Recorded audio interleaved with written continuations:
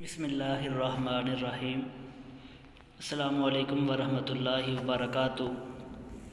8th class آج بیٹا ہم اسلامیات کا لیسن پڑھیں گے۔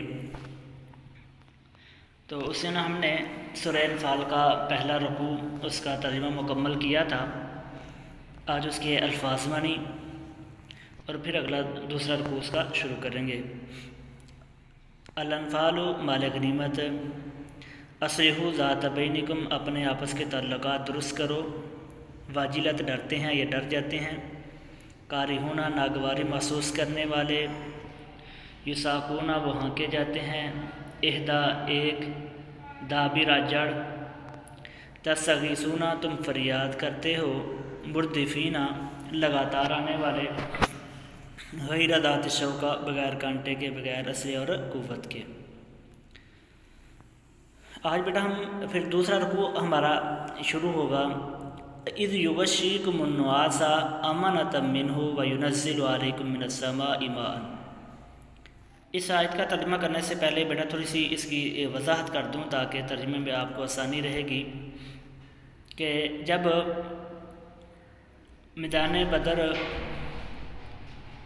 کا معرکہ شروع ہوا تو کفار جو تھے وہ میدان میں پہلے پہنچ گئے اور انہوں نے اس جگہ پہ پڑاؤ کیا جہاں پہ پانی دستیاب تھا اور چراگاہ تھی، ان کے جانور بھی چر سکتے تھے۔ اور مسلمان جب پہنچے تو ان کے لیے وہ جگہ تھی جہاں پہ پانی کی قلت تھی، ریتلا علاقہ تھا۔ تو اللہ تعالیٰ اس آیت میں اپنے احسانات کو یاد کروا رہے ہیں۔ دوسرے نمبر پہ بیٹا جب ایسا مقام ہوتا ہے تو نیند کم آتی ہے۔ جب نیند نہیں ہوگی بندہ فریش نہیں ہوگا، وہ صحیح طریقے سے کوئی بھی کام سر انجام نہیں دے سکے گا۔ تو اللہ کہہ رہے ہیں سب سے پہلے میں نے مسلمانوں پر نیند طاری کی، کیونکہ جب انسان کی نیند پوری ہوتی ہے تو وہ کام صحیح طریقے سے سر انجام دے سکتا ہے۔ اب جب میدان جنگ تھی، لڑائی بھی ہونی تھی، جنگ ہونی تھی، تو مسلمانوں کا فریش ہونا، تر و تازہ ہونا بہت ضروری تھا۔ اس لیے اللہ تعالیٰ نے ان کے دل سے خوف نکال کر ان کو اوپر نیند طاری کی تاکہ وہ صبح صحیح طریقے سے فریش ہو کر، تر و تازہ ہو کر میدان جنگ میں جنگ کر سکیں۔ دوسرے نمبر پر پانی کی قلت تھی تو اللہ تعالیٰ نے کہا کہ میں نے آسمان سے بارش برسا دی۔ یہ بھی اللہ کا احسان تھا مسلمانوں کے اوپر۔ تو ایک تو اس بارش کے پانی سے مسلمانوں نے اپنے پینے کے لیے پانی جمع کیا، پھر ان کے جانوروں نے بھی، ان کے لیے بھی۔ تیسرے نمبر پہ جو ریتلا علاقہ تھا اس پہ پاؤں اب ٹھہرنے لگے،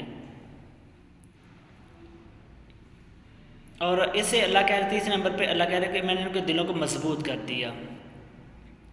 اب ترجمہ دیکھیے گا جی۔ اذ یغشیکم النعاس، غشا کا یغشیک معنی ہوتا ہے طاری کرنا۔ اذ، جب اس نے طاری کر دی، کم تم پر، النعاس، النعاس کہتے ہیں نیند، اونگ۔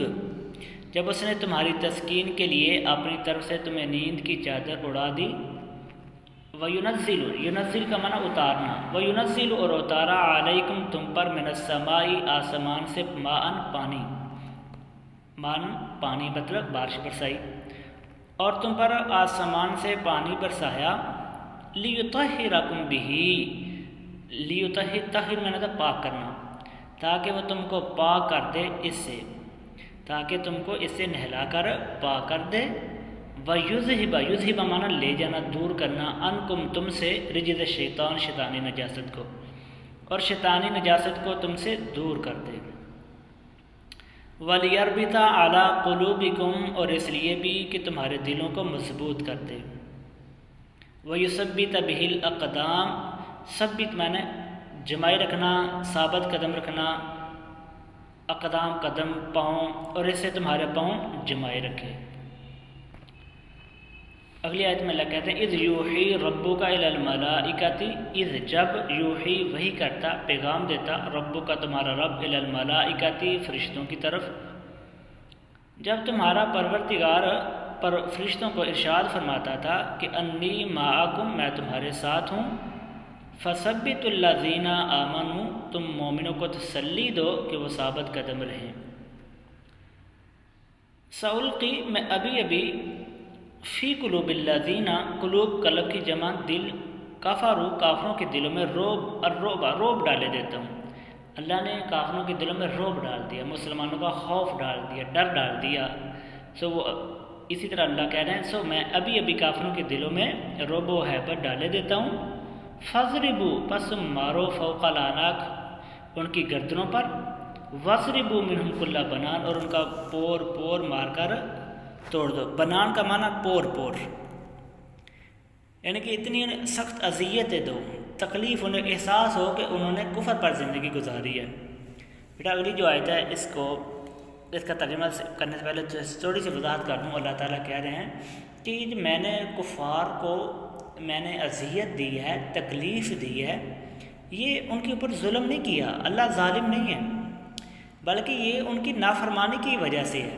انہوں نے نافرمانی کی ہے میرے رسول کی، اس لیے میں نے، اور یہ میرا وتیرہ رہا ہے، میرا یہ سنت ہے، میرا یہ طریقہ رہا ہے کہ پہلے امتیں بھی جنہوں نے میری اور میرے نبی کی نافرمانی کی میں نے انہیں تکلیف دی، عذاب دیا.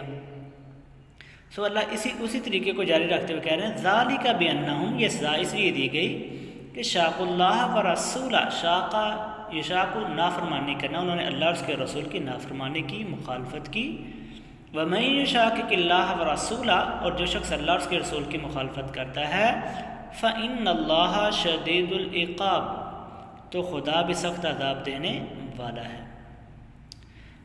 اگلی آیت میں بیٹا اللہ جو فرما رہے ہیں اس کی تھوڑی سی وضاحت کرنے لگا ہوں کہ اللہ کہہ رہے ہیں کافروں یہ مت تصور کرنا کہ یہ دنیا میں جو تکلیف دی گئی ہے بس یہ آخری ہے، بس یہ فانی ہے، اس کے بعد ہمیں کوئی سزا نہیں ہوگی، یہ معاملہ ختم، دنیا ختم، یہ تکلیف ختم، اس کے بعد ہم سکون سے رہیں گے. اللہ کہتے ہیں نہیں، ایسی بات نہیں ہے، یہ سزا بھی تمہارے نصیب میں ہے. اب قیامت والے دن تا ابد ہمیشہ ہمیشہ کے لیے جہنم میں تمہارے لیے میں نے آگ تیار کر رکھی ہے. اس میں نہ تو کوئی موت ہے اور نہ ہی تمہارے لیے آرام ہے، نہ ہی تمہارے لیے سکون ہے. ہمہ وقت ہر لمحہ تمہارے لیے تکلیف ہے، آگ میں جلنا تمہارے نصیب اور مقدر میں لکھا ہے. یہ مت تصور کرو کہ یہ دنیا کی یہ سزا یہ صرف آپ کے تمہارے نصیب ہے، بلکہ اس سے آگے بھی میں نے تمہارے لیے عذاب تیار کر رکھا ہے. جی ذالکم فذوقوہ، یہ مزہ تو یہاں چکھو. وَأَنَّ لِلْكَافِرِينَ بے شک کافروں کے لیے عذاب النار، کہ کافروں کے لیے آخرت میں دوزخ کا عذاب بھی تیار ہے. تو بیٹا یہ تھا آج کا ہمارا لیسن اسلامیات کا. انشاءاللہ کل ہم مطالعہ پاکستان کا لیسن پڑھیں گے. السلام علیکم ورحمۃ اللہ وبرکاتہ.